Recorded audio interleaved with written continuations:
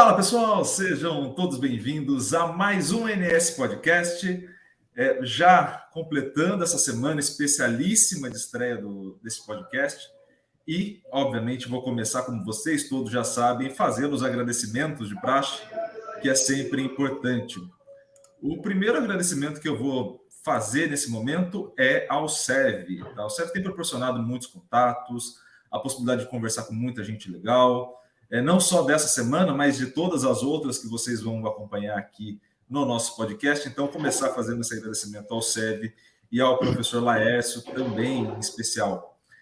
Além disso, e aí, Humberto, eu tenho uma memória péssima, então vou ter que colocar a legenda embaixo, senão eu esqueço do que eu tenho que falar. Eu ri da minha memória. Ok. Eu vou colocar a legenda aqui. A gente está fazendo uma semana muito especial. Esse é o último da semana, né, de sexta-feira.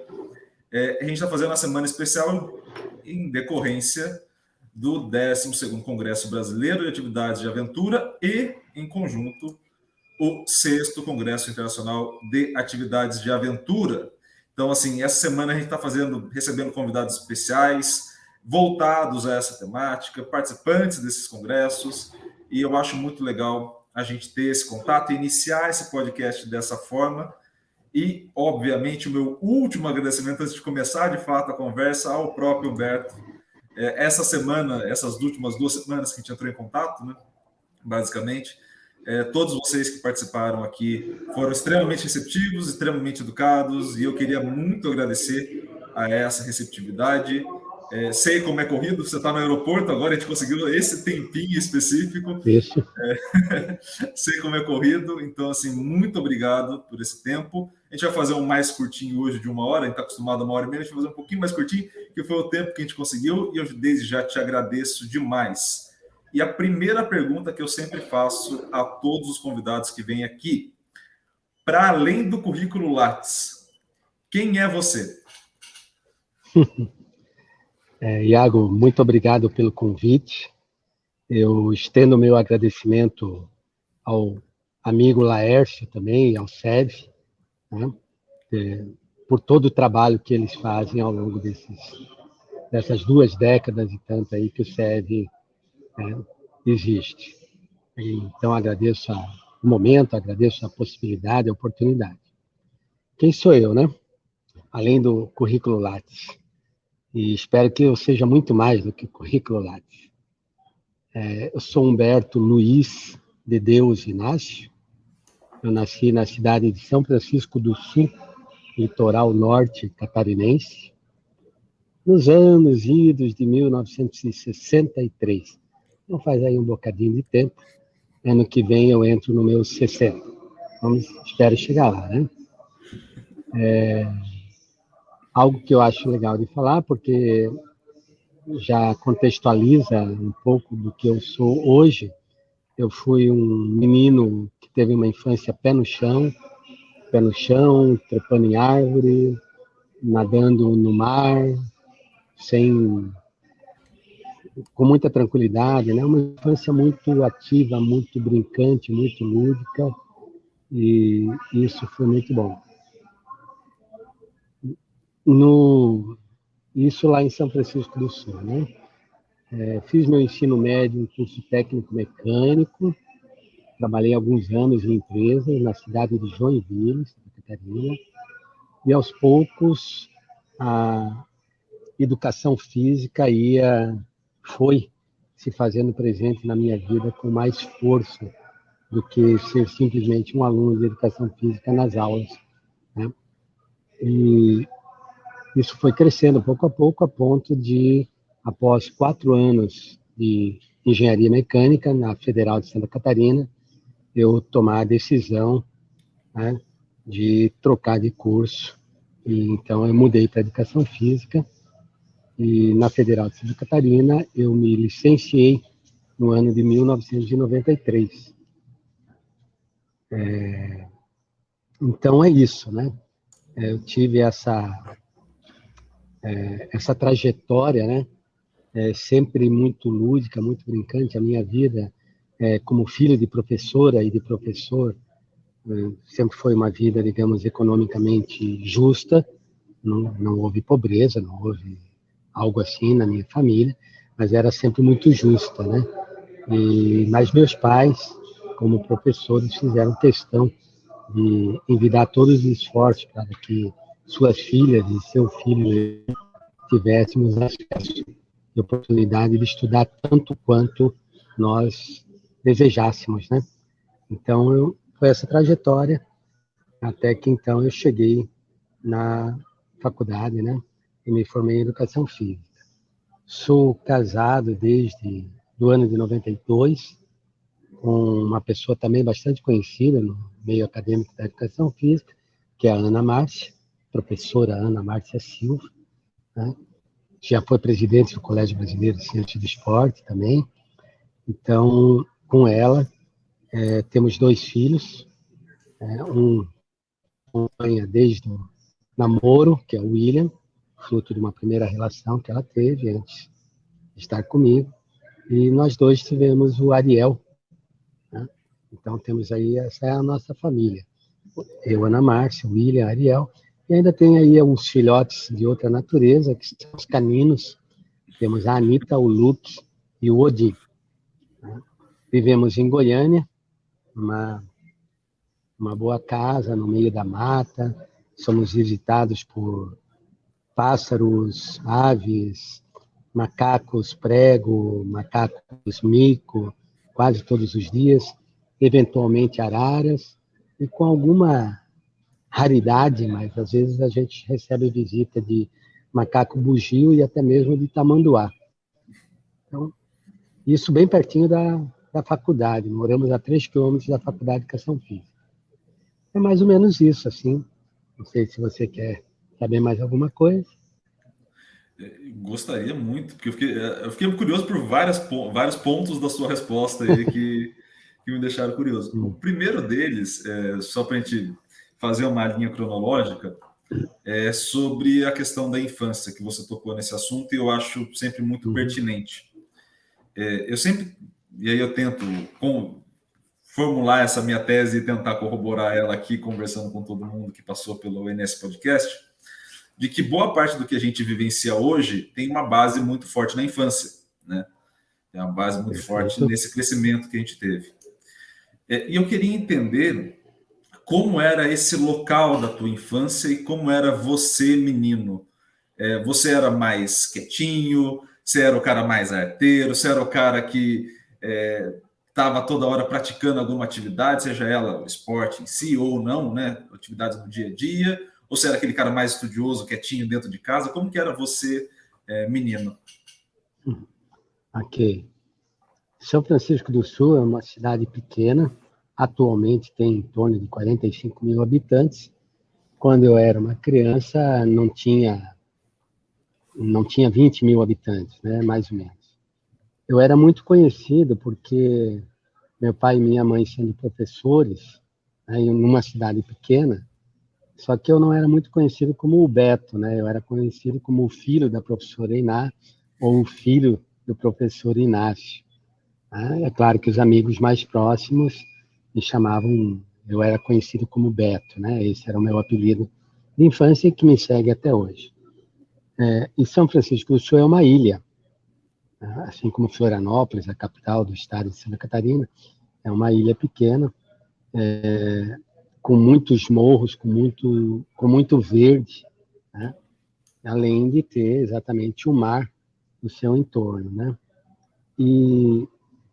E era uma infância numa época em que havia muitos, ou quase não havia, vamos dizer assim, problemas relacionados à segurança, outros tipos de problemas que hoje em dia são mais presentes, principalmente em cidades maiores.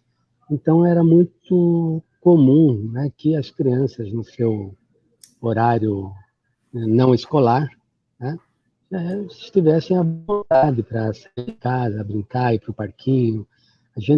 Eu e amigos, nós fazíamos muitas coisas nos morros, né, os morros completamente cheios de árvores, alguns com um pouco de rio e tal.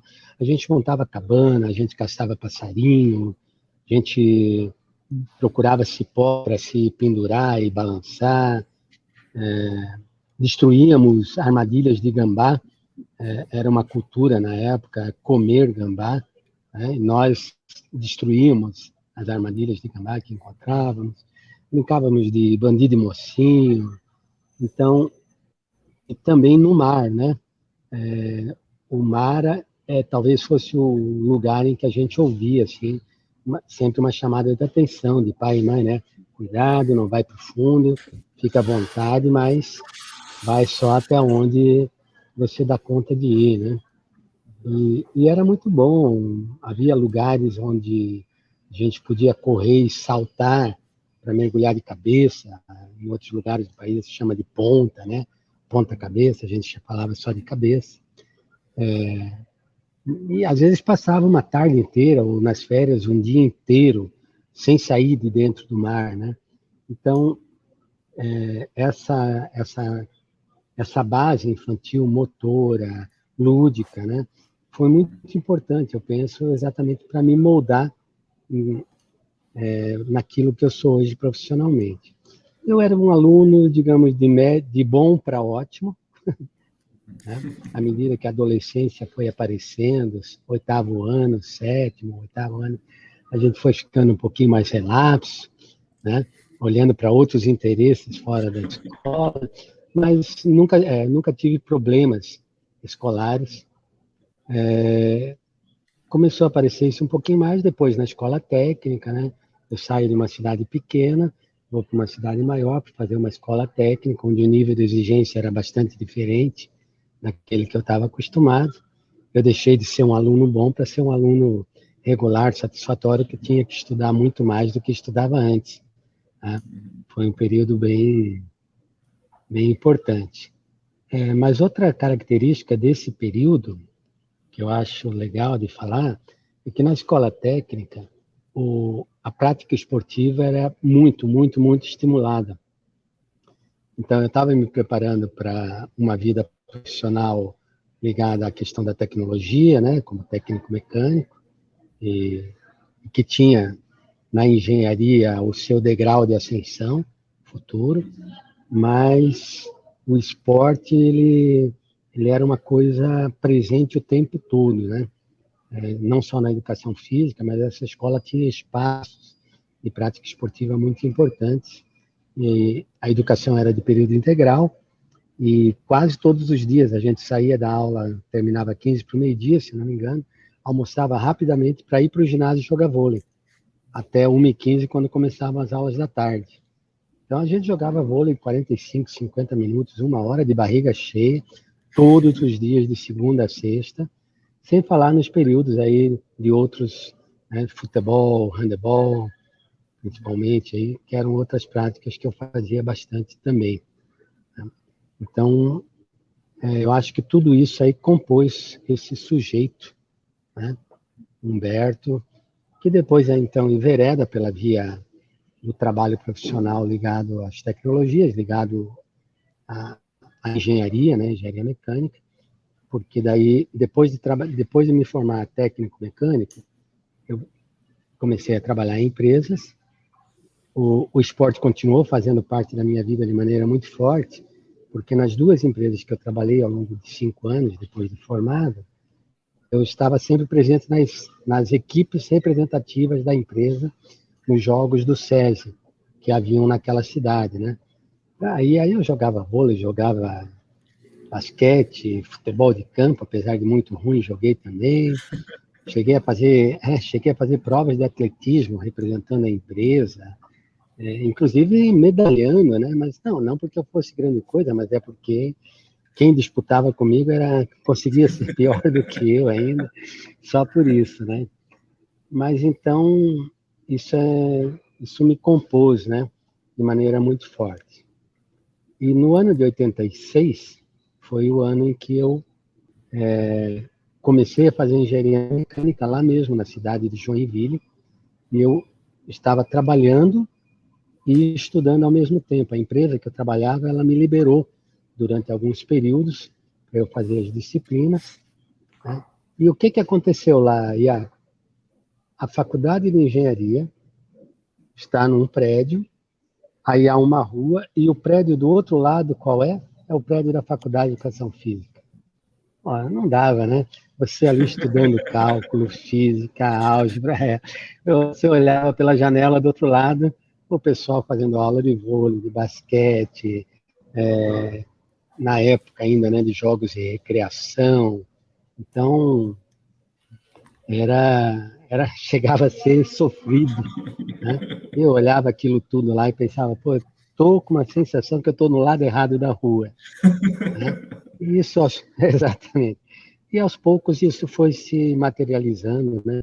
Foi se concretizando, até que então, mais tarde, depois, em 87, eu fui para Florianópolis, saí de Joinville e fui para Florianópolis, mas ainda na engenharia mecânica. E finalmente, no ano 89, foi quando eu tomei a decisão e migrei definitivamente, né, para um campo de atuação profissional e da minha vida que, em último caso, para dizer, faz com que hoje eu esteja aqui nesse bate-papo com você. Um ponto nessa linha do que você colocou, que eu acho muito interessante. Você fez uma opção que é muito difícil, assim, que é sair da engenharia e ir para a educação física numa sociedade que valoriza muito a engenharia, e não há nada de mal em valorizar a engenharia, mas que não valoriza tanto assim a educação física. E aí está o grande mal da questão. Como que foi para você esse período, e não só da decisão, mas da sensação de comunicar todo mundo, porque obviamente essa ideia ela é sua em si, mas ela tem um impacto coletivo, né, quem te cerca ali no dia a dia. Como que foi esse sentimento para você e como que foi a reação da galera que te rodeava naquele momento? Bacana. Eu acho que vai durar 3 horas a entrevista. Por mim, tá tudo tranquilo. Eu entendi. Iago, é o seguinte, para situar um pouquinho melhor, né? Então, em 86, fazendo engenharia lá em Joinville e vendo a educação física do outro lado da rua, de 86 para 87, eu resolvi me matricular, me inscrever no vestibular para a educação física, ali mesmo, era uma universidade estadual, e pensando, eu vou fazer as duas faculdades ao mesmo tempo, engenharia de um lado da rua e educação física do outro. É claro que para isso eu tive que contar com o apoio dos meus pais, porque eu teria que parar de trabalhar para fazer isso, né? Não ia ter como continuar. E foi muito legal que mesmo sendo uma família de professores de rede pública, né? Eles, professores de rede pública, com o salário que até hoje, né, não é digno, né, para quem trabalha na educação, eles me apoiaram naquele momento, falaram, tá bom, filho, vai lá, a comida e o teto, né, comida e cama não vai faltar, o resto tu se vira, mas comida e cama não falta. E aí eu me inscrevi no vestibular para educação física ali, mas eu queria ir embora para a capital, também tinha esse desejo, né? Então eu me inscrevi para o vestibular da educação física em Joinville, para fazer junto com a engenharia, e me inscrevi no vestibular da Federal, apenas para engenharia, lá em Santa Catarina, lá em Florianópolis. E passei nos dois, né? Passei nos dois, mas eu não tive nenhuma dúvida. Eu vou para Florianópolis. Eu quero sair de uma cidade que é grande. Joinville é a maior cidade do estado de Santa Catarina, já era, maior que a capital ainda, né? Mas a capital era a capital, né? Um centro cultural, um centro artístico, com outras coisas que Joinville não possibilitava. E aí fui, então, em 87, para a Federal de Santa Catarina. Fiz o primeiro ano. No segundo ano, no caso, então, em 88, eu já conhecia todo mundo da educação física, conhecia poucas pessoas da engenharia, claro, os meus colegas de classe, o pessoal da República, onde eu fui morar, né? Mas eu conhecia muita gente da educação física sem fazer aquele curso. E lá em Florianópolis havia uma dinâmica que é todo final de semana letivo, um curso da faculdade fazia seus jogos. Sexta-noite, sábado o dia inteiro, domingo o dia inteiro. E quem arbitrava esses jogos? Os alunos do curso de educação física. Ganhavam uma graninha para fazer isso, né? Bem pouco, mas ao mesmo tempo que atuava já na área, de certa maneira, né? E eu mesmo, sem ser da educação física, era um intruso, porque estava lá junto com eles, apitava também, e em menos de um ano eu era tão conhecido na educação física quanto na engenharia mecânica, né? No final de 88, eu passei a ser um dos diretores da Associação Atlética Acadêmica da Federal de Santa Catarina, né? Organizamos jogos intercursos, jogos universitários. Então, eu estava sempre na delegação levando a equipe da UFSC para participar de jogos, mas ainda estudante da engenharia mecânica. Mas não tinha como. A ponte era o esporte, né? A grande ponte era o esporte. De 88 para 89, eu me inscrevi novamente num vestibular para educação física, dessa vez na Universidade Estadual em Florianópolis, que tinha um curso de educação física à noite. Eu digo, eu vou fazer engenharia de dia, educação física à noite. Minha mãe deu uma choradinha e tal. Termina a primeira engenharia, depois você vê. E na última hora eu desisti de fazer o vestibular. Achei que ia ser muito para mim. E falei para os meus pais, eu vou dar a última chance para mim, né? Ao longo do ano de 89, vou me dar a última chance. Se eu não avançar no curso de engenharia mecânica, eu tenho que mudar de vida, né? E aí aconteceu um fato bem interessante. Logo no primeiro mês do ano de 89, né, fazendo a disciplina de cálculo 3, pela segunda vez, né? As outras eu também já havia repetido, 1, 2 vezes. Tá? E eu e alguns amigos, nós estudamos muito para essa primeira prova, mas muito mesmo. Assim, de virar à noite, tomando chimarrão, Coca-Cola com café, né? Para dar conta de fazer lá quase 2.000 exercícios que estavam listados, né, para a prova, né? E foi assim uma coisa muito doida. O que aconteceu? Chegou no dia da prova, entramos na sala, a professora distribuiu a prova para a gente. Eu li o enunciado das 10 questões e não conseguia entender o enunciado. Não é que eu não sabia fazer, eu não conseguia entender o enunciado das 10 questões. Eu digo, não é possível que eu tenha feito 2.000 exercícios, né, ao longo das últimas 3 semanas e não consiga fazer isso aqui. Nós nos olhamos entre aqueles amigos que estudaram juntos e ninguém sabia de nada. Eu botei meu nome na prova, levantei, entreguei para a professora e agradeci a ela. Professora Francisca, muito obrigada, a senhora me ajudou a tomar a decisão da minha vida. Evidentemente, ela não entendeu nada. Saí dali, tenho uma dívida muito grande com um colega da engenharia, que era um dos poucos que tinha carro. Encontrei com ele e falei, Fernandinho, você me empresta o seu carro? Eu preciso ir lá em São Francisco do Sul, tem uma coisa muito importante para conversar com meu pai e com a minha mãe. Cara, esse meu amigo, ele não disse nada, ele simplesmente pegou o documento e a chave do carro e me entregou. São 200 quilômetros de distância entre uma cidade e outra. Ele sentiu que a coisa era muito importante, né? Só no dia seguinte é que eu fui contar o que era. Fui para São Francisco, né? Dei um baita susto no meu pai e na minha mãe. O que o Beto está fazendo aqui, né? Com o carro e tal. E à noite nós jantamos e eu disse para eles que não tinha mais como, que eu precisava mudar e tal. E aí eu ouvi novamente a mesma coisa. Minha mãe, né? Claro, na perspectiva dela, né? Não, tenta mais um pouco, tal. E o meu pai, a mesma frase: filho, cama e comida não falta, pode ir embora. O resto vocês se viram, mas cama e comida não falta. No segundo semestre de 89, eu fiz 3 disciplinas da educação física, do primeiro período, como aluno especial, né?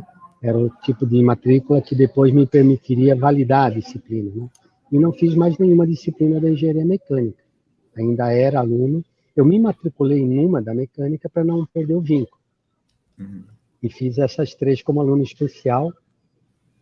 E ali, uma professora chamada Maria Cecília de Miranda Mocker, é importante dizer o nome dela, com a disciplina Introdução à Educação Física, me abriu um horizonte que eu não tinha. O meu horizonte era o esporte e ser professor, né, de educação física escolar. Nessa disciplina, eu percebi que as possibilidades como um professor, um licenciado em educação física, iam muito além.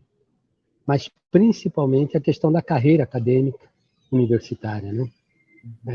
Aquela disciplina me abriu esse leque. Quando terminou o ano de 89, eu disse, é isso que eu quero para a minha vida. Eu vou ser um professor universitário, pesquisador, vou formar novos professores e professoras de educação física. É isso que eu quero. Fiz o vestibular, passei.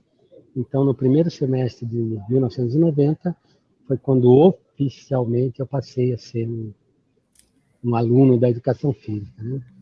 A grande surpresa, ou a principal surpresa, foi aquela situação lá para o meu pai e para minha mãe, né? Que eu chego em casa num dia de semana de maneira surpreendente para comunicá-los. Mas todo mundo mais que me cercava, que eram os meus amigos, minhas amigas, todo mundo já sabia que isso ia acontecer mais cedo ou mais tarde. Só eu não tinha essa certeza. Todo mundo dizia, não, a gente já sabia, né? Não tinha jeito, essa era a tua vida, estava claro, estava dado, e foi isso, então. Esse é um ponto importante, e eu venho falando isso ao longo dos podcasts aqui. Eu imagino que esse podcast, tendo algum sucesso, ele vai atingir muitas pessoas diferentes. Então, ele vai atingir o pessoal da educação física, que venha para cá e que queira saber da tua história, queira saber mais, por exemplo, sobre o SEV, enfim. Vai ter diversas pessoas que vão chegar aqui por diversos motivos referentes à parte profissional, de fato. E vai ter um público muito novo chegando, consumindo o podcast, né? E esse público muito novo está nessa dúvida, está justamente nesse mesmo emaranhado de dúvidas que um dia a gente já teve lá no começo, né? Pô, vou, não vou, mudo de curso ou não mudo, pô, vou para educação física logo de cara, vou tentar uma outra carreira, vou fazer outra coisa. E eu acho muito legal poder contar essas histórias, porque isso vai auxiliar muitas pessoas, acredito, espero, pelo menos com esse projeto, que isso auxilie muitas pessoas a tomar suas decisões, a refletir a partir da experiência que outras pessoas venham contar aqui, que é sempre muito importante, né? Muitas coisas a gente passa de forma inédita ali por perto, né? E que sirva de lição, que sirva de reflexão para quem esteja nos ouvindo aqui também. E indo, né? Sobre isso, Iago, Pode falar, desculpa. Teve um período, agora já na Federal de Goiás, em que eu fui coordenador de curso durante 3 anos, e nesses 3 anos aconteceu de chegarem pessoas lá, com licença, eu queria conversar com o senhor e tal, eu sou da geografia e estou pensando em mudar para a educação física, será que eu podia conversar um pouco para o senhor me dizer se é legal, será que eu faço isso ou não faço? E eu dizia, pô, você veio falar com a pessoa errada porque eu vou dizer para você, venha. Tal. Claro que daí fazia toda uma conversa, né? Mas isso aconteceu e eu posso te dizer que pelo menos 4 pessoas mudaram as suas trajetórias profissionais indo para a educação física, lá mesmo na UFG, e dessas 4, 3 delas hoje já são doutores em educação física. Só para você ter uma ideia de quanto foi determinante para eles, né, mudar de vida, mudar de curso e seguir uma trajetória, né, que estava ali. Eu ia fazer uma outra pergunta, mas eu vou mudar, que essa me deu bastante curiosidade agora. Quando essas pessoas apareceram na tua sala, você se viu nelas? Sim. Você se viu nelas? Assim, qual que era o teu sentimento de ver uma pessoa de outra área, basicamente ali, obviamente estou simplificando as coisas, mas quase que traçando o mesmo caminho ou um caminho similar ao seu? Como que foi a tua sensação? Obviamente tem a questão pedagógica, a responsabilidade que você tem ali naquela função, mas como que foi o teu sentimento pessoal com essa vivência? Então, a primeira vez que aconteceu, eu tive muita dúvida do que e como falar para a pessoa. Eu não queria ser alguém que viesse a ser determinante numa decisão e que depois isso fosse decepcionante para a pessoa. Que eu, ainda que tenha sido opção dela, né, uma escolha dela ir conversar comigo, mas eu tive muito cuidado no sentido de não querer passar para essa primeira pessoa que me procurou a minha experiência tão positiva com a mudança que eu fiz. Então, fiz muita questão de dizer, olha, né, tome cuidado, pense bem, reflita muito. E aí essa pessoa, na conversa, eu fiquei sabendo, né? Era ainda muito jovem, né? Começou no outro curso com 17 anos, quando foi ali conversar comigo tinha 18 e um pouquinho. E aí eu disse para essa pessoa coisas que eu já dizia para o meu filho, né? Que já estava chegando ali pelos 13, 14 anos, faça aquilo que você tem vontade, e se der errado, tente novamente, siga outro caminho, se der errado, procure outro, né? Não se cobre para chegar com 20 anos e estar no mundo do trabalho aí e tal. Não é uma obrigação, né? Pelo menos é evidente que existe a necessidade social, a necessidade de subsistência e tudo mais, mas eu dizia essas coisas, então, né? Muito cuidado para que a minha influência não fosse determinante, que ela ajudasse essas pessoas a pesar na balança das suas próprias vidas as minhas palavras. Mas teve uma pessoa, sim, que eu me enxerguei, porque a pessoa já tinha um pouco mais de idade, como eu quando fiz a mudança, já havia trabalhado também durante um período, em um caminho parecido com o meu, né? Sempre muito ligado às práticas esportivas, às práticas corporais. E aí, para essa pessoa, que era da psicologia, eu disse, eu vejo você em mim, a sua história é que nem a minha, e aí eu não tenho outra coisa a não ser dizer para você, venha. Para essa pessoa eu disse claramente, venha. Tudo que você está dizendo aqui é o seu lugar. Ele é um escalador, hoje em dia, um escalador não é profissional, porque ele participa de competições, mas de maneira amadora, não se profissionalizou e tal. Uma pessoa muito legal, tal. Então é isso, né? Tive esse papel na vida dessas pessoas. Que eu acho que um dos pontos importantes que a gente passa a ter, principalmente com adquirir das experiências que a gente passa a ter na vida, é justamente essa possibilidade de poder auxiliar uma geração que está vindo aí, né? Está vindo nessa sequência. Certo.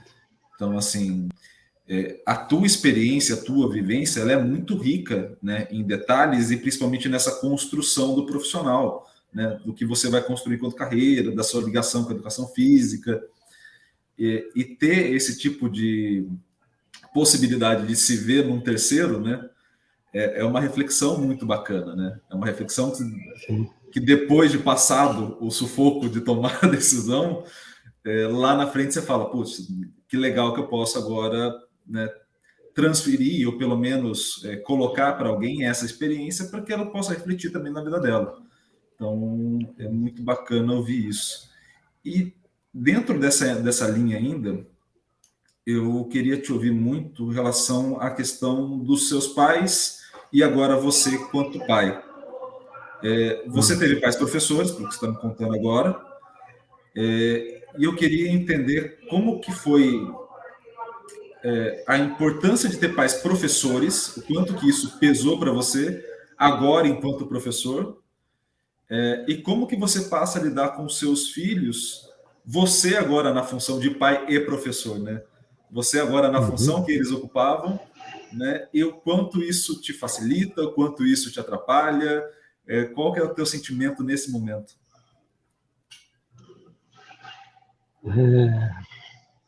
Bom, o meu filho, o mais novo, já está com 27 anos, então já tem uma outra...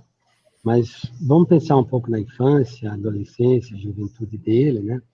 Mas antes disso, falar da influência dos meus pais, né?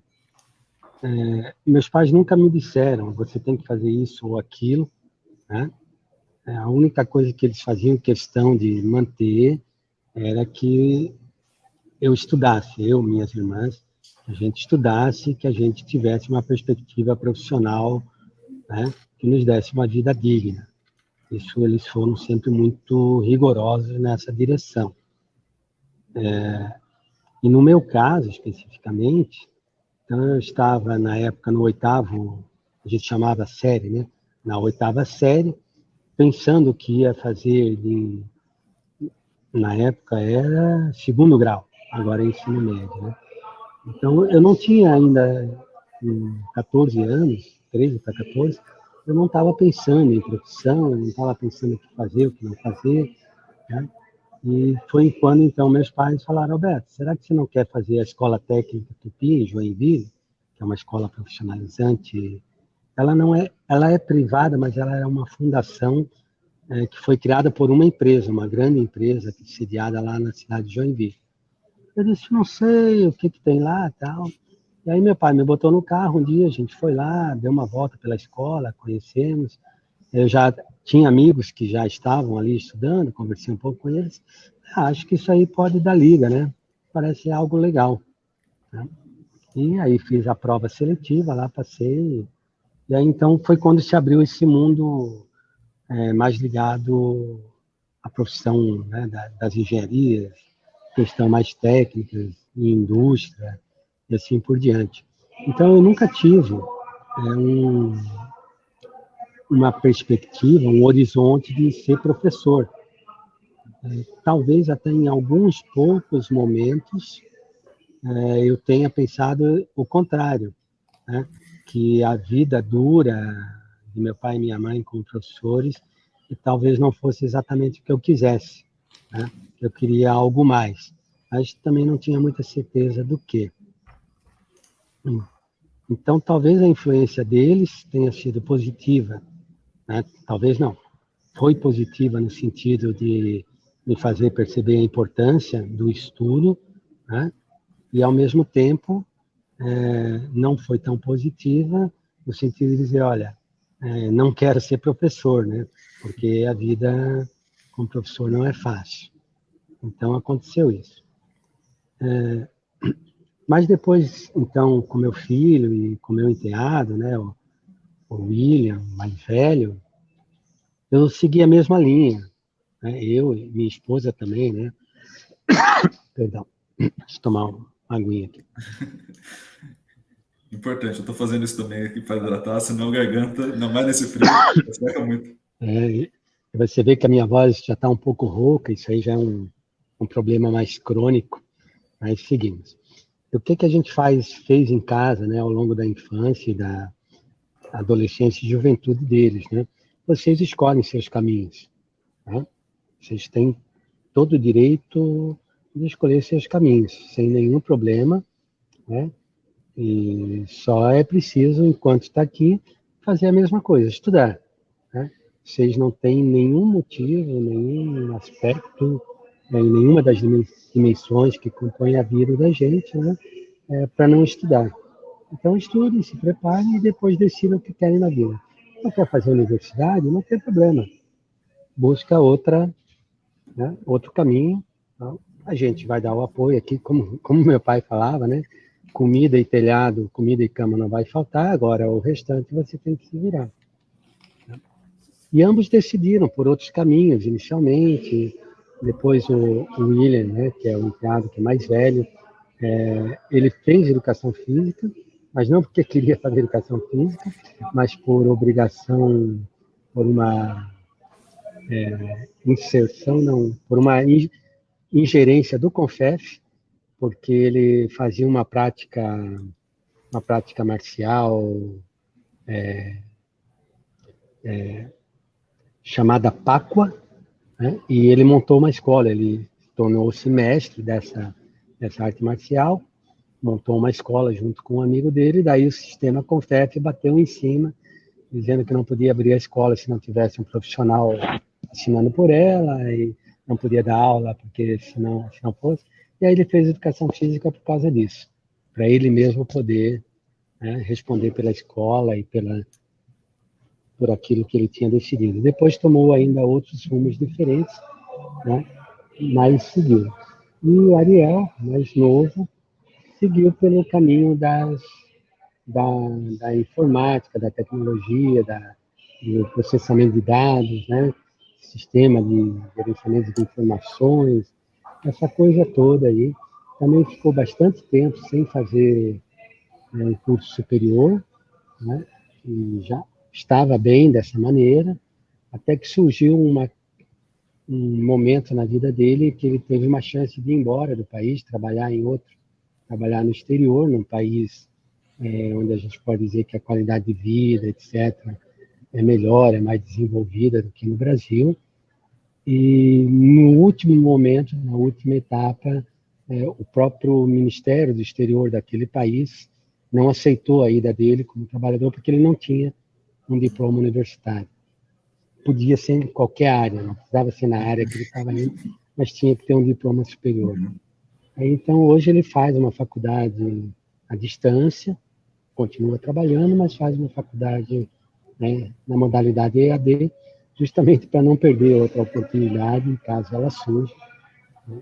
Então, não é porque ele quer fazer, mas ele viu que isso é importante aí para os planos de vida dele, né? Então, é um pouco isso, né? A gente leva coisas da docência para dentro de casa também, né? E tanto eu quanto a Ana Márcia, né? Nós pautamos a nossa praxis, a nossa prática docente numa perspectiva crítica, né? Numa perspectiva de construir autonomia, de construir a emancipação, né? Do sujeito, o aluno, né? Do sujeito à aluna, e da mesma forma isso se deu na dimensão familiar, né? A nossa ideia era dar as condições para os nossos filhos eles serem autônomos, emancipados, e de fazer os seus caminhos, independente dos caminhos que eu e Ana Márcia decidimos para nós, né? Então, foi por aí. Aí, indo ainda um pouco nessa perspectiva de entendimento, uma coisa que eu queria te ouvir, e aí voltando um pouquinho, né, nessa linha do tempo que a gente está fazendo, você chega na educação física, naquele ambiente que você já tinha contato, você já tinha uma certa experiência ali, né, na graduação. O que te chamou mais atenção na educação física e o que te motiva até hoje a continuar na área com tanto empenho? Beleza. Então, como eu te falei ainda há pouco, eu citei o nome da professora Maria Cecília, né? A gente chamava inclusive só de Cecília. Foi na disciplina com ela que eu decidi que eu queria ser um professor de nível superior, etc., né? Um pesquisador da educação física. Então, eu mudo para a educação física e vou fazendo as disciplinas, me apropriando dos conteúdos, mas sem ainda ter tomado exatamente uma sub-área como a minha preferência.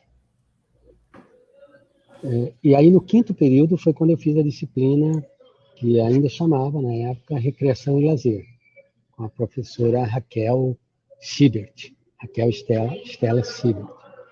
E a Raquel foi quem... Eu pensava que eu ia fazer recreação, joguinhos e brincadeiras, disciplina, né? E aí ela chega com Paulo Freire para discutir lazer, para discutir recreação. E aí ele ligou para tudo aí, tá? E assim como a Cecília lá no primeiro período foi determinante, a Raquel, no quinto período, com a discussão da recreação e também do lazer, do fenômeno lazer, né, do qual a recreação é um conteúdo, né, foi aí nessa disciplina que eu pensei, puxa, o lazer é algo que me atrai. Né? E aí fui estudar um pouquinho mais, li um pouco além do que a disciplina me pedia, né? Com outras bibliografias, conversei com algumas pessoas outras que também já tinham uma relação mais próxima com esse campo, e continuei, né? Então, quinto período, sexto período. Antes de eu entrar para o sétimo período, ou seja, ainda para o último ano da educação física, a graduação, aparece uma pessoa dos Correios, da empresa brasileira, Correio e Telégrafo, né? Lá na faculdade, para fazer um processo seletivo para um estágio nos Correios. E esse estágio num setor chamado Setor de Integração Empregado-Empresa. CIE, Setor de Integração Empregado-Empresa, que é o setor dentro do Correio responsável pelas atividades artísticas, esportivas, socioculturais que a própria empresa Correios oferece aos seus funcionários e funcionárias e familiares. E essa pessoa vai conversar com o coordenador de curso, e o coordenador do curso fala assim para essa pessoa, né? Não, você não vai fazer processo seletivo. Eu vou te dizer quem é a pessoa indicada, chave para essa vaga. E mandou me chamar lá, né? Me procurou e me chamou e disse, né? Olha, tá aqui. Esse é o aluno, né, 10, chave para essa vaga de estágio que você tem. E ele disse, olha, você, coordenador de curso, está me indicando, não vou fazer processo seletivo. Né? Me disse o que era, quanto eu ia ganhar como estagiário, qual era o meu período, etc, etc. No dia seguinte, eu estava assinando o contrato de estágio. E fui, então, o primeiro estagiário de educação física nos Correios no Brasil, porque era um programa que ia começar e escolheram Florianópolis para se fazer o estudo piloto, para ver se era mesmo interessante ter um estagiário de educação física. Né? Então, por coincidência, eu acabei sendo o primeiro estagiário de educação física. E aí eu estou lá trabalhando com o quê? Com o lazer que o Correio oferecia aos seus funcionários. Né? Eu fiz baile de Miss Correio, eu organizei campeonatos, eu organizei passeios e viagens turísticas, eu dei aula para gestante, ginástica para gestante, né? Eu fiz um monte de coisa, mas no fundo, o que era? Era a empresa Correios oferecendo lazer para o seu funcionário. E aí, como eu tinha Paulo Freire de base, quando eu estudei o lazer, eu comecei a pensar qual é a intenção do Correio ao oferecer o lazer para o seu funcionário, para a sua funcionária. Né? Aí, então, foi quando eu comecei a buscar outras referências, né, ligadas à administração, à economia, à sociologia do trabalho, que indicavam que as teorias da administração dos anos 60, anos 70, apontavam a importância de controlar o tempo a vida do trabalhador também fora do âmbito do trabalho. E havia uma série de estratégias para isso. Uma delas era qual? Oferecendo atividades, né? Ocupando o tempo livre do trabalhador, né? Com aquilo que se julgava correto, moral, legal, lícito. Né? E isso originou a minha monografia final, né, de curso, meu TCC, com o título A oferta do lazer para o trabalhador, opção ou coerção. Né? E aí, então, eu discuti tudo isso usando o próprio Correio como o meu campo de estudo, né? Fui autorizado até pela diretoria, porque no final, inclusive, eu digo, né? Aí eu passo a crítica, né? Olha, o Correio controla a vida do trabalhador mesmo no seu tempo livre. E na época, inclusive, eu sugeria, disse, em vez de gastar dinheiro patrocinando, organizando, planejando atividades, podia criar um vale-lazer, e dar R$200 por mês para cada trabalhador e ele vai fazer o lazer que ele quiser. Ele vai se associar a um clube, ele vai jogar bola, ele vai assistir teatro, ele vai viajar com esse vale-lazer. Né? Talvez fosse uma forma mais democrática de oferecer lazer para o trabalhador. Né? Mas é isso, então, né? Dessa forma, eu me aproximo e mergulho no lazer enquanto um conteúdo da educação física, com o qual eu me identifiquei prontamente e decidi continuar estudando o lazer. Qual o próximo caminho? Bom, o próximo caminho, quero continuar a carreira acadêmica, quero ser professor universitário, vou atrás do mestrado, né? Então, a próxima etapa é o mestrado. E aí me inscrevo na seleção do mestrado em educação. Ainda não havia mestrado em educação física em Florianópolis. Aliás, havia pouquíssimos cursos programas de pós-graduação no Brasil, né? Santa Maria, Campinas, USP, mais 2 ou 3. A gente está falando do ano 95. E aí eu me inscrevo, então, ali mesmo na Federal de Santa Catarina, na educação, numa linha de pesquisa chamada Educação e Trabalho. E amplio, no meu mestrado, eu amplio esse estudo que eu fiz no Correio, eu estendo ele para outras empresas, né? Um conjunto de empresas que tinham as suas sedes esportivas, né? Para fazer também, então, oferecer lazer aos seus funcionários. E, é claro, uma dissertação de mestrado foi muito além, foi mais rigorosa, né? Do que a monografia, o que me permitiu, então, logo após eu finalizar o meu mestrado, em 97, buscar, então, a minha inserção no ensino superior. Primeiro eu atuei como professor substituto, ali mesmo na UFSC, depois atuei na Universidade do Extremo Sul Catarinense, na cidade de Criciúma, uma universidade comunitária, uma espécie de uma fundação que não é nem privada nem particular, né? Mantida pela prefeitura e por apoiadores. E no ano de 98 surge então um concurso na Federal do Paraná, em Curitiba, e é quando eu faço concurso, sou aprovado e começo então a minha carreira como efetivamente, né? Quando se concretiza, materializa, né? Esse caminho. O concurso não era para atuar com o conteúdo lazer, era a gestão do esporte, né? Administração e gestão esportiva, mas logo no primeiro semestre que eu entrei, a própria coordenação, conhecendo o meu currículo, me sugeriu, me propôs se eu queria mudar de área tal, e trabalhar com as disciplinas que tinham relação com o lazer, é claro, eu aceitei, né? E aí a minha vida continuou, né? Chega um momento, então, nos anos 2000 já, que daí eu já sou professor universitário, estou seguindo a minha carreira como eu queria, pesquisador, projetos de pesquisa, extensão, mas aí falta ainda, né, o próximo degrau, né, para completar a carreira, pelo menos em termos de titulação e de qualificação, né?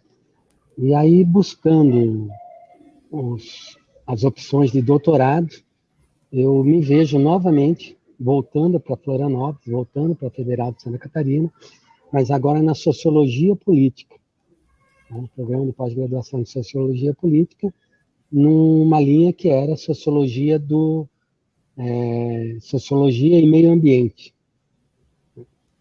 E o que eu fui estudar lá? Eu fui estudar o turismo de aventura, ou seja, eu continuo estudando um dos aspectos do lazer, que é aquele das pessoas buscando, no seu tempo livre, nas suas viagens, né, uma prática que é corporal e de lazer, que está permeada aí, então, pelas aventuras, né? Então, por que alguém viaja e na viagem vai fazer um rapel, vai fazer um rafting, uma tirolesa, vai entrar dentro de uma caverna, vai mergulhar, ou vai fazer um parapente, um paraglide, e assim por diante.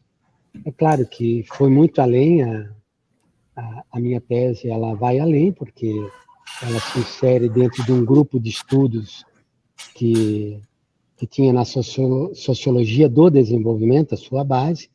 Então, eu acabei indo para uma comunidade, para um lugar onde esse tipo de turismo, o turismo de aventura, o lazer de aventura, ele estava envolvido num âmbito mais amplo, que era do turismo comunitário, né? Então, ele se desenvolvia a partir do agrupamento de agricultores rurais, familiares, então pequenos agricultores, evidentemente de uma região rural, mas com muitos atrativos naturais, entre aspas, né, para o desenvolvimento do turismo de aventura. E essa comunidade, então, passou a se organizar para, além da agricultura, ter também no turismo de aventura uma fonte de renda, né? E, para isso, né, o próprio grupo onde eu atuava como pesquisador fez parte no processo dessa comunidade de desenvolver, né, as redes, a organização, o planejamento da oferta desse turismo de aventura lá. Então, é por aí o meu doutorado, né? E o que acontece? Desde então, a minha trajetória como pesquisador e professor na educação física, desde o ano 2007, que é quando eu obtenho o título de doutor, 15 anos atrás já, né? Assim, então, eu sou um professor e estudioso do âmbito do lazer, especificamente ou particularmente o lazer de aventura, o lazer que se dá na natureza, por meio das práticas corporais ali desenvolvidas. E de 5, 6 anos para cá, além desse âmbito, eu me voltei também para estudar a inserção das práticas corporais de aventura na educação física escolar, né, que é uma demanda que surge pouco a pouco, e com a publicação da Base Nacional Comum Curricular, a BNCC, em 2018, que aponta, né, oficialmente a inserção desse conteúdo na educação física escolar, isso ganha muita força. Então, eu estou já aí há 5 anos trabalhando nessas duas vertentes, né?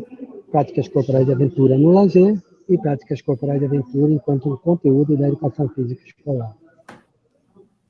É isso aí. Para a gente ir caminhando para o fim, até por conta do horário também, para cumprir o horário combinado também, que é Eu estou importante. tranquilo ainda, mais uns 20 minutos dá. Tranquilo. Essa pergunta acho que vai caminhar nesse tempo, então está tudo tranquilo. Uma questão que me fica, e eu sempre faço aqui, caminhando já para essas reflexões finais, é a seguinte: você hoje é um profissional estabelecido na área, você, enquanto professor, tem uma atuação já forte na área. Para além do que a gente já comentou aqui, para além do que a gente já está conversando nesse tempo, né, do podcast, o que mais você quer? Qual é a tua próxima ambição? Qual que é o teu próximo desejo? O que você está olhando para o futuro da área? O que te motiva hoje a continuar, né, a tua prática? Danado, hein? Tá certo. Bom, Iago, eu podia responder de maneira muito simples e resumida. Estou esperando chegar à aposentadoria para vivenciar o lazer de tempo full, completo, né? Mas, evidentemente, isso está no horizonte de todas e de todos nós, né? Isso ainda deve levar alguns anos. Academicamente, eu tenho alguns orientandos e orientandas de mestrado, né? Tenho 2 orientandos no mestrado profissional, que, portanto, tem, por conta da natureza do seu programa, que desenvolver um trabalho na educação física escolar, e com eles, então, a gente está aprofundando alguns aspectos, né, dessa inserção das aventuras na educação física escolar. E tenho 2 orientandos no mestrado acadêmico, com os quais eu estou fazendo um diagnóstico dos lugares e das práticas corporais de aventura no estado de Goiás. Um dos orientandos é uma professora, a professora Lalesca, está estudando a escalada em Goiás, quais são os lugares, os clubes, bom, tudo que diz respeito, né, à escalada no estado de Goiás, e o outro, que é o Diogo, estudando o slackline no estado de Goiás. E muito provavelmente no âmbito da pós-graduação, eu devo continuar com essas 2 linhas, né? Então, ampliando esse diagnóstico das práticas corporais de aventura no estado de Goiás, buscando outras, né, como bicicleta, as práticas nos rios, as práticas aéreas, que são bastante importantes também no estado. De certa forma, chegar daqui nos 4, 5 anos e ter construído um panorama das práticas corporais de aventura no âmbito do lazer no estado de Goiás. E continuar contribuindo aí com as metodologias do ensino, né, desse conteúdo na educação física escolar. Mas o que me move exatamente agora, um novo ponto relacionado com tudo isso, é que, especialmente com a publicação da BNCC em 2018, imediatamente se instaura um processo, uma dinâmica, onde as professoras e os professores já formados, graduados, na sua prática docente, na escola, vêm para a universidade e dizem, olha, a BNCC está dizendo que eu tenho que trabalhar com esse trem aqui, eu não faço ideia. Eu não sei o que é isso aí, eu nunca fiz um rapel, aí vem com as práticas mais conhecidas, né? Eu não sei andar de skate, eu nunca fiz nada disso, não vi na graduação, nunca fiz. Como é que eu vou ensinar isso aí? Isso acontece no Brasil todo, né? É uma demanda que se cria no Brasil inteiro. Então, qual que é a demanda agora? A demanda é construir, conseguir, junto com, né, contribuir para o estabelecimento das práticas corporais de aventura como um conteúdo da formação inicial em educação física, da graduação, seja na licenciatura, seja no bacharelado, né, que esse conteúdo esteja, para que quando esse pessoal que vai formar daqui para frente, né, os novos egressos, tenha minimamente tido um acesso a esse conteúdo. Eu posso te dizer que na UFG eu oferecia já uma disciplina assim, mas como optativa, e agora com a reestruturação curricular, ele passa a estar na grade curricular, a disciplina, esse conteúdo, como em dezenas de outras universidades com quem eu conversei, com pessoas conhecidas, né? Também reestruturando os seus currículos, porque foi a publicação das novas diretrizes curriculares da educação física, em 2019, obrigou que todos os cursos reformulassem as suas grades e os seus projetos pedagógicos curriculares, né? E eu não posso afirmar que é 100%, mas posso afirmar que mais de 90% dos cursos de educação física do Brasil, que são em torno de 1.700, né, hoje em dia, segundo os dados lá na base EMEC, passam a ofertar, a partir do ano 2022, pelo menos uma disciplina desse conteúdo. E o que me move é isso agora, né?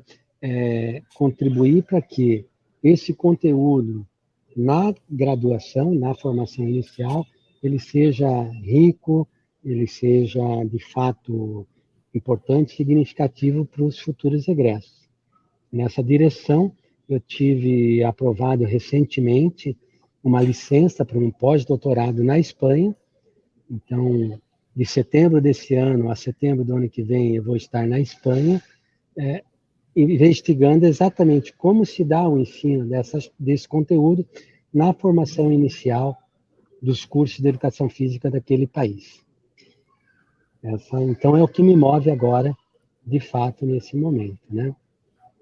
E aí, projetos de extensão, projetos de pesquisa, todos eles com esse conteúdo, né, a partir de demandas que vêm da comunidade, a partir de demandas que eu aponto, ou seja, continuar fazendo o melhor que eu posso fazer aí, né, na instituição que eu estou, que me acolheu. Eu falei, né, que eu fiz o meu concurso na UFPR, né, não contei, bom, foi um processo um tanto quanto difícil, mas que num determinado momento leva a minha vida e a vida familiar para a Federal de Goiás, né, no ano de 2008. Então, por isso que desde 2008 eu sou professor então na Federal de Goiás, uma instituição que me deu condições de desenvolver meu trabalho de maneira muito, muito forte, muito positiva, muito significativa. Então, isso é o que me move agora, né? Fazer o melhor nesses anos aí que me restam até a aposentadoria. Como estudioso do lazer, eu quero poder vivenciar o lazer. Bem, é isso. Esse acho que é um ponto que todo pesquisador das suas respectivas áreas precisa, que é vivenciar a própria prática em si, do que consta como conteúdo de suas aulas. Até contando um caso pessoal, Eu tive uma mudança de ciclo acadêmico, troca de orientação, né, no doutorado, e aí no processo eu trabalho com futebol, né, e aí você acaba consumindo, assiste jogo, analisa jogo, você fala assim, caramba, eu não aguento mais ver jogo de futebol. Aí no final dessa troca, nesse processo de troca, eu comentando com esse meu antigo orientador, eu falei, poxa, cara, você não sabe a delícia que foi um dia assistir o jogo sem ter o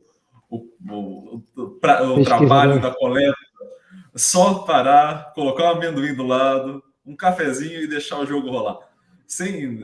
Voltar a tocar naquele ponto que a gente falava da infância, né? Assim, você poder vivenciar a prática ou o esporte da maneira que for, de uma outra perspectiva, né? Não só daquela perspectiva de trabalho em si, mas também de algo mais pessoal, né? Mais introspectivo. Humberto, eu vou, até por conta do horário também, mas eu vou encerrando aqui a nossa conversa e eu queria fazer alguns agradecimentos antes da gente poder encerrar. Eu vou fazer esse agradecimento semana inteira a ambos os congressos, eu vou colocar aqui de novo, senão eu esqueço os nomes, eu sou horrível de memória. E aqui quem já está... Se eu souber. Não, cara, a apresentação eu não consigo citar, eu tenho que ficar olhando slide. Eu sinto o trabalho inteiro do cara, mas eu não lembro. Somos parecidos.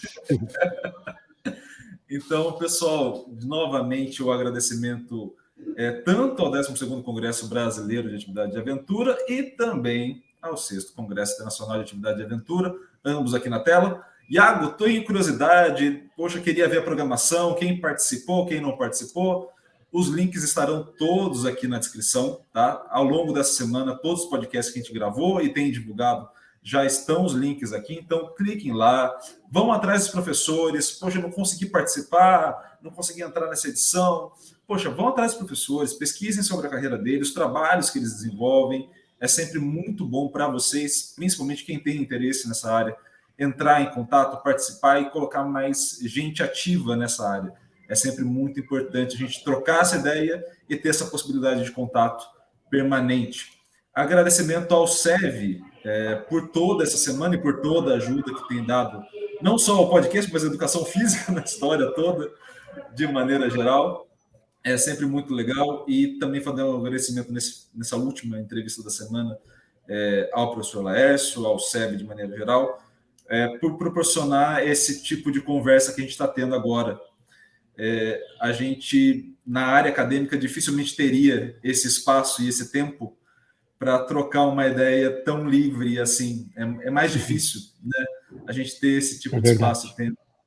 E é bom conhecer não só a tua linha de pesquisa, o que você trabalha, mas conhecer você enquanto pessoa, né? Então, assim, é um ponto que a gente, pela correria, e é uma correria, obviamente, da prática, né, de estar pesquisando, estar indo viajar, estar fazendo tudo ao mesmo tempo, a gente, às vezes, não para relembrar alguns pontos, e eu acho muito importante ter esse espaço para a gente fazer isso. E eu espero muito, do fundo do coração, que você tenha gostado desse tempo que você passou aqui. A gente ainda, pelo visto, vai ter muito o que conversar ainda, experiências novas ainda por vir. Então, assim, espero muito que eu já falei para todo mundo que participou essa semana, eu vou encher o saco de vocês mesmo, vou mandar mensagem pedindo para participar outras vezes, sim, tá? Ninguém mandou passar o contato do WhatsApp, agora até vocês me bloquear, eu vou mandando mensagem para participar. Então, muito obrigado pela presença. Se você quiser deixar o último recado, obrigado, fique à vontade. E aí depois eu faço o encerramento final. Valeu, Iago. Muito obrigado também pela oportunidade. Nada mais a dizer, senão agradecer mesmo. Eu que agradeço, Humberto, muito obrigado. Obrigado a todos que estão nos ouvindo aqui. E, obviamente, para encerrar, como todo bom youtuber, né? Eu queria pedir para vocês deixarem a curtida de vocês, deixarem o comentário de vocês. É sempre muito legal receber essa comunicação desse meio da educação física / ciência do esporte. E também, por favor, se inscrevam no canal e ativem o sininho para receber todas as notificações, porque esse NS Podcast não para aqui, ele continua. Essa semana foi uma semana especial, semana cheia, de segunda a sexta.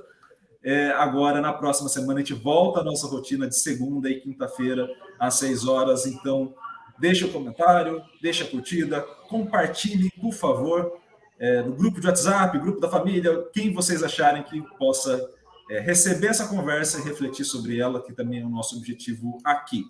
Muito obrigado, Humberto, muito obrigado a todos e até uma próxima. Um grande abraço e até mais. Até mais.